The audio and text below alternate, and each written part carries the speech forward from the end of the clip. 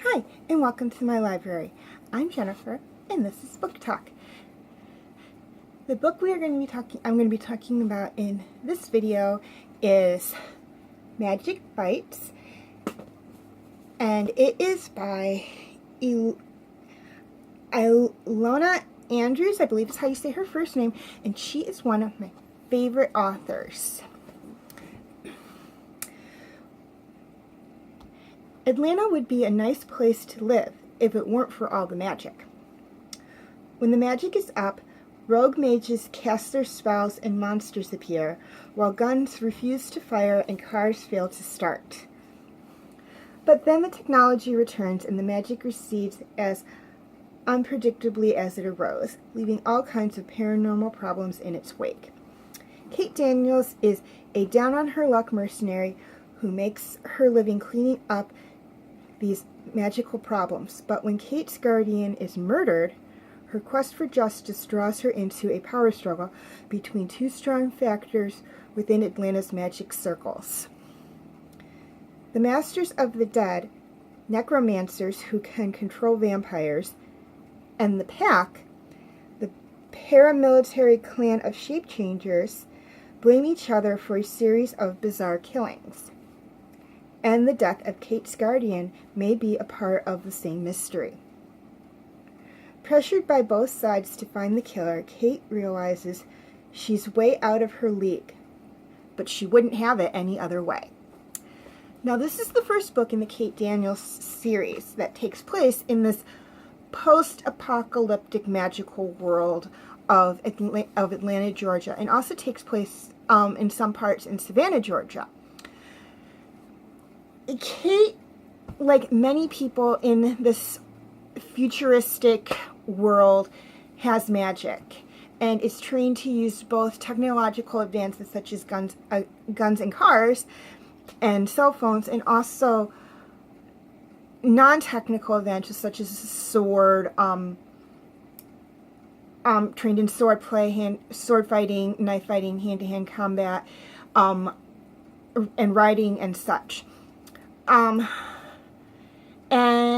once you get what's going on in the story, like the whole backstory of what happened, it's a really interesting book series to read. It's just the first couple of pages reading it, it's like, this doesn't make any sense, and then you're like, oh, then it clicks, and it starts to make sense, and it's a really fun reading experience. It is a paranormal romance story series to a degree, and it's really, I like it, but I like paranormal romance books, which are a little different from the historical romance books, as it deals with paranormal creatures.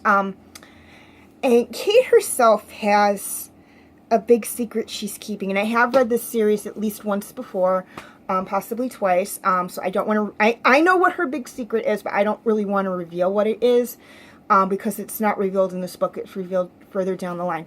But it's really good. One of the things I love about it is not just that it mixes technology and magic, and it has the magic and the technology competing with each other, but it's that Kate is kind of one of the few characters in the series that sees everything from everyone's point of view. She sees things from the Pack's point of view. She sees things from the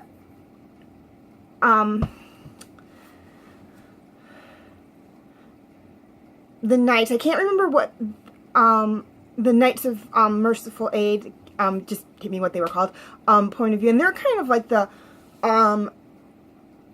de facto police department. They go in and they provide aid to whoever needs them for a price. But they get more into that in later books. This one is kind of more of, she's setting up Kate and some of the other key players in the story, or in the series. And trying to think here, Kate also sees things, so she sees things from their point of view. She actually did train to be a night, but decided she didn't want to do that, and dropped out before she completed. And then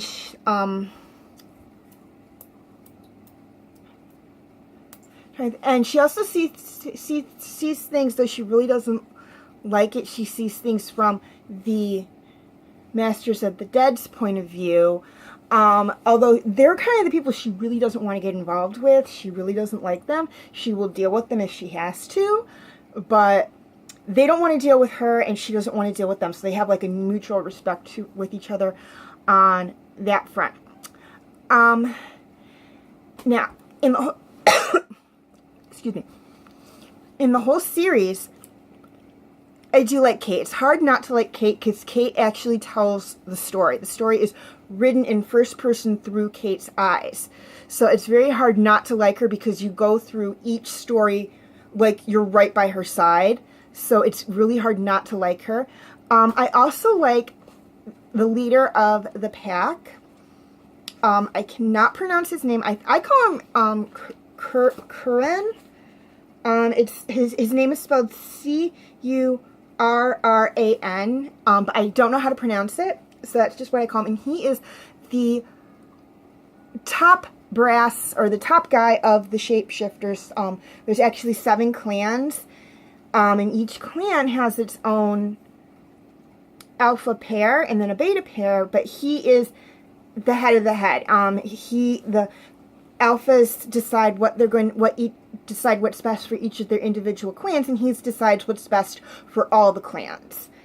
And I love what they chose his animal to be, because they're not all werewolves. You hear shapeshifters, you automatically think werewolves. They're not all werewolves. There are bears, rats, wolves, cats, hyenas, jackals, and other large predators, and then small predators. So there's actually 7 clans. There's Clan Heavy. It's not mentioned here. It's mentioned in a later book, but I'm still going to go through them. There's Clan Heavy, which is the bears and the big predators that don't fit into anything else. There's Clan Nimble, which is all the smaller predatory animals that don't fit into a group. Mongooses, weasels, stuff like that. There's the Rat Clan, the Hyena Clan. They call it Buddha Clan, but I call it Hyena because that's what they are. The Wolf Clan, which I think is the largest of them. The Cat Clan, which is, your tigers and leopards and jaguars and, your big predatory cats. The Jackal Clan, and that's it. That's 7. And then there's the Jackal Clan, and then Curran is the leader of all that, and I love what they chose him to do. Instead of making him a wolf, which is, what everybody thinks when they think shapeshifter, they made him a lion. They made him this big, giant lion, and I loved that because when you think of the animal kingdom, you think of the lion being, head honcho, top ruler of all the animals. Take humans out of the equation, that the lion's like top gang. He's always considered the king of beasts. So I loved how they made him a lion. And he and Kate kind of have this banter that goes back and forth through most of the series up until, I believe it's Magic's Bleeding. I will get into that when I get to that book. And whatnot. So but it's really amazing. And like I said, she's a mercenary, and she gets paid by job, and that means that she's not always going to get the same amount of money for a current job that she got for a previous job. She could get more money, she could get less money, and she's not like she finishes a job and she has another one waiting for her. And then, she gets this call that this person who basically raised her has been killed, and she wants to find out what happened. More than anything, that's what draws her into this conflict, is that she wants to find out what happens. And then it kind of, eventually, she doesn't make it about her. The person she's looking for makes it about her. And when she realizes near the end of the book that she needs to rely on a network of people to help her. And she has a lot of connections with the pack. One of her, I don't want to say her best friends, but one of her good friends from the Mercenaries Guild is a jaguar named Jim. He is, if he's not the alpha of the Cat Clan, he's pretty high up in the Cat Clan. And they've worked together on a couple of things. And then she had this young wolf named Derek who was helping her on this case. So she becomes very close with, she's very close with them. And she develops some kind of mutual respect thing with Curran, which develops later on down the line. So she has a lot of connections with the pack, and then she has, through her guardian, connections with the Knights of Merciful Aid. And she has a few connections within the people, which is what the Masters of the Dead call themselves, but not a super lot. You see her throughout the series working more with the pack and the Knights of Merciful Aid than with the people. But all in all, it's a good book. It's a good series. I absolutely love it. This author, she is an amazing author. One of my favorites. I like her. I like Patricia Braggs. So they're like two of my favorite authors of paranormal romance. She also, this author, Ilona Andrews, also writes a series. I don't know what the series is called, but I've only read one book in it, and it's actually a book I like. It's called On the Edge, but I will get more into that when I get to that particular book. There's like a few books ahead of it, so be patient. So it's really good book series. Really, the book itself is really good. It's like 10, 11 chapters, I believe.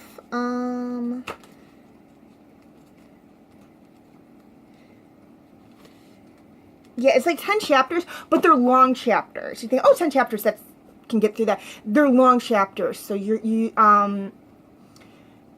it's not like it's going to be a quick read. They are actually very long chapters. In this one, I can't remember how long the chapters are in the other books. She might have streamlined them down, put more chapters in, but streamlined down the chapters. I'm not sure. So I will let you know in the next one. But all in all, a really good book series. I really, really liked it. I highly recommend checking it out if you're a fan of fantasy adventure, of paranormal romance, or if you're just looking for something different to read. I highly recommend checking out Magic Bites or On the Edge. On the Edge is a good book too. And the Kate Daniels series in general. Trust me, once you read this book, if it's something that you're going to like, you're going to want to read her other books, the other books in the Kate Daniels series. So this is a nice cut your teeth, get your feet wet on the series book. It does a very good job of getting you interested in the characters. It sets up the characters very nicely. And then the series itself builds on the relationships very nicely. So that's Magic Bites. The next book in the series is Magic Burns, and I will be doing a book talk video on that in either late June, mid to late June, or early July, depending on how long the chapters are and how quickly it takes me to get through them. Because again, this one I thought I would get through it relatively quickly, and it turned out I couldn't read it every single day. I had to cut it down like every other day just because the chapters were so long and I didn't want to stay up till midnight reading a book. So I have to see what the other chapters in the other book are. So mid to late June or very early July for Magic Burns. Look for that one. It's the next book in the Kate Daniels series. Do not know what my next book talk video will be on, as I am midway through Ahsoka and Star Wars Ahsoka and Pegasus and the War of the Flame. That's two separate books, just so you know. And I'm also a third of the way to almost halfway through the third book for the School for Good and Evil, but I know that one's going to take a while. So I don't know. It's either going to be Ahsoka or Pegasus and the War of Olympus. That will be the next book talk video. It depends on which one I finish first. They may be back-to-back videos. I don't know. It all depends. But I will see you then. Once again, I'm Jennifer. Before I sign off, feel free to like and subscribe. That helps out a lot. I believe I'm up to 3 subscribers right now. Also, feel free to leave your comments in the comment section if you've read Kate Daniels, the Kate Daniels series, or even if you've read any other books by Ms. Andrews, or